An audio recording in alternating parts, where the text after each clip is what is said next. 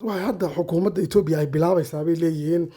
inay sii dayso maxaabiis badan oo marka xagga siyaasadda u xidhnaa bay yidhaahdeen oo hadda markaa ku jira xabsiyada Itoobiya kuwaasi oo xukuumadda Itoobiya ay ku haysato dambiye ah inay hore TPLF ka tirsanaayeen ama waqtigii TPLF ay moogtay dee gaboofaliyo geysteen laakiinse dadka qaar ay ku macaalaynayaan in markaa iyagu ay yihiin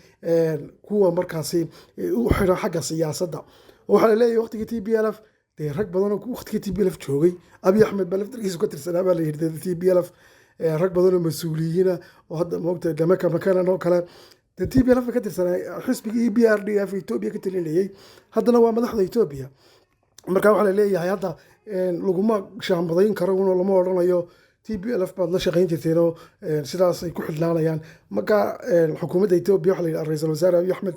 waxaa laga yaabaa sidii sanadkii hore oo kale inuu bilaabo markaasi cafis guud wakii sanadkii hore cafiyey markaa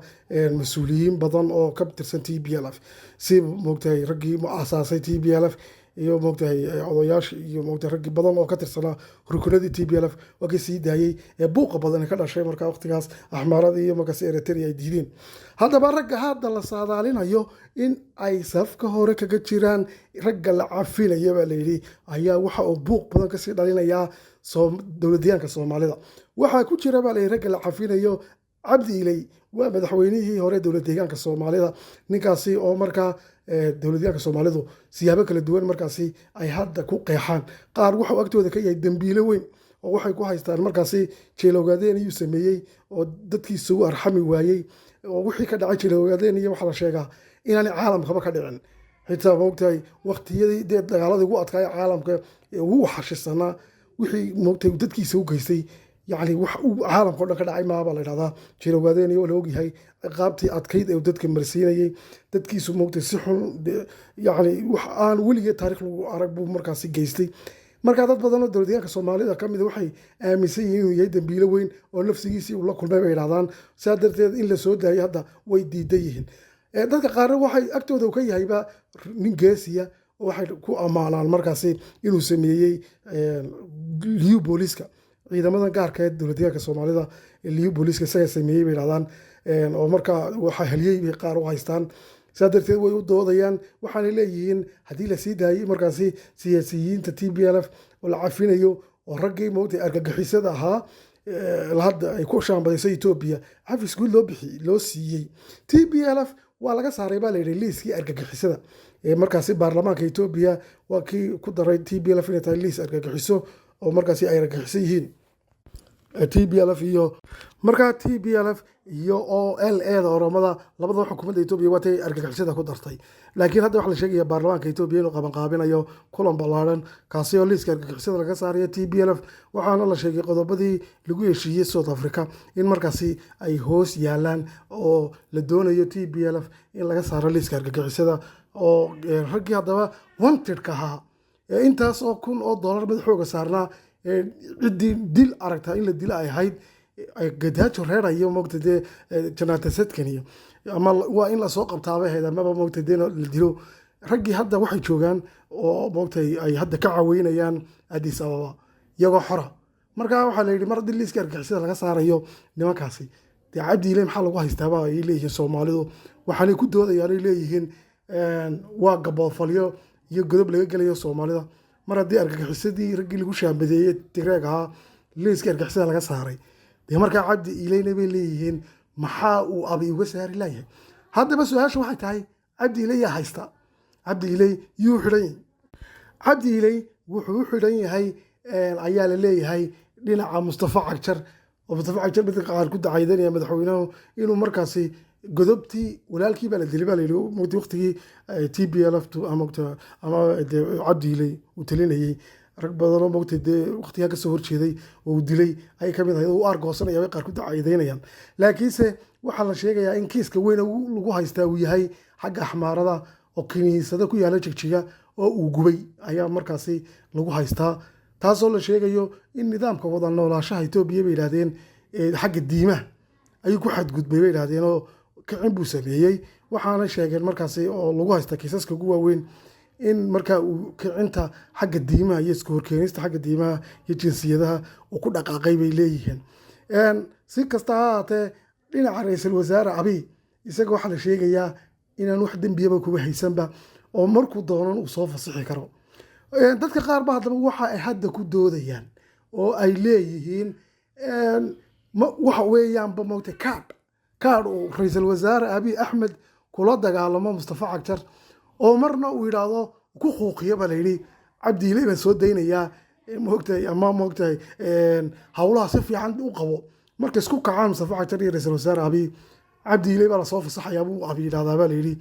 waana lasoo cafinaya. waxaa la sheegay markaa inta badan wararka la saddex mara ay sheegayaan in mustafa cagjar madaxweynuhu ay dhimasho ka xiga baa layidhi in cabdiile lasoo daayo cabdiile oo xor ah dhimashuu ka xigaa baa layidhi markaasi. sidaa darteed waxaa laleeyahay markaa ra-iisul wasaare abiy waxau haystaaba kaadh uu markuu doonayo amar inuu siiyo mustafa cagjar uu la soo baxo yidhahdo cabdiile baa lasoo daynaya. marka kuwaas loo wararka laysla dhex marayo moogtahay. aduu si kasta ha ahaatee waxaa jirta hadda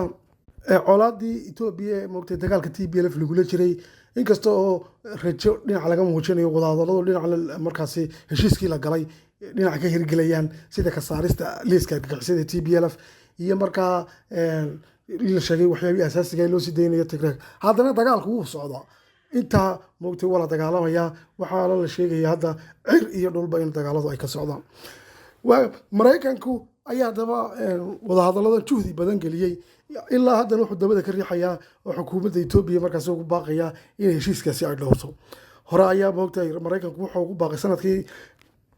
December sanadkii 2021 hadduu abiy joojiyo dagaalkaasi in lacagaha uu ka xanibay moogtay deeqaha iyo lacagaha kale deymaha financial institutions sida bangiga adduunka iyo IMF iyo lacagii ay siinaysay oo dhawaatii Ethiopia ka joojisay. marka waxaa loo ballan qaaday lagu yidhahdo dagaalkaa joojisid waanu kaa daynaynaa cunaqabateynaan kaa qaadaynaa wadahadallada dib ugu noqo. kadib waa kii dib ugu noqday ee dagaalkii joojiyey kadibna waa kii markaasi keentay in wadahadaladii soo jiitamaan iyadoo markaasi haddaba maraykanku bilaabeen xayiraadii inuu ka qaado oo dhaqaalihii loo ballan qaaday xukuumadda Ethiopia ilaa bishii June ee sanadkan isla soo gaadhay. kadib waa tii TPLF haddana xukuumadda Ethiopia dagaalku ka dhex qarxay. haddana xayiraadii dib ugu soo celiyay maraykanku bangigii adduunka iyo hay-addii lacagta adduunka dhammaantood xayiraad bay saartay. marka hadda waxaa la sheegay xukuumadda Ethiopia inuu ku khasbayo haddaad doonaysaan caawimaad lacageed dee heshiiska dhaqan geliya haddii kale cunaqabatayntaas way saarnaanaysaa buu ugu hanjabayaa baa layidhi. dhinaca kale dagaaladuna hadda waxa ay noqdeen qaar markaasi xadhkaha sii goostay oo markaa xabad joojintii la sugayeyba waxay noqdeen markaa dagaalku inuu sii libilaabmo oo markaasi uu sii xoogaysto. waxaa la sheegayaa dagaaladu in ay ka socdaan inta u dhaxaysa magaalooyinka Arwa ilaa iyo Abiadi ilaa iyo bartamaha Tigreega iyo koonfurta Tigreega. waxaa la sheegaya dagaalo xoogan oo cir iyo dhul ah in ay ka socdaan. waxaana la sheegay gaas oo dhan inaanay markaasi aanay jirin wax xabad joojin oo ka dhaqan gashay. magaca xabad joojin xitaa lama yaqaano baa layidhi. dagaalkuna waxaa la sheegay markaa in suutida laysku hayo oo ay weli socdaan. haddaba xabad joojintan ay soo dabada ka riixayeen reer galbeedka oo maraykanku hogaaminayo iyo midowda Afrika iyo markaasi dhammaan beesha caalamka oo dhami ay soo qabanqaabiyeen ayaa la sheegay inuu yahay markaa mid ay xukuumadda Ethiopia lagu eedeynayaa inaanay ka daacad ahayn oo markaa waraabitaagu yahay bay yidhaahdeen. waxaana ay sheegayaan haata in qoliyaha markaasi go-aanada ugu adag leh xukuumadda Ethiopia sida qowmiyadda axmaarada oo kale ayaa iyagu aad u diiday xabad joojintan. waxaana ka mid ah markaasi mas-uuliyiinta ka hadlay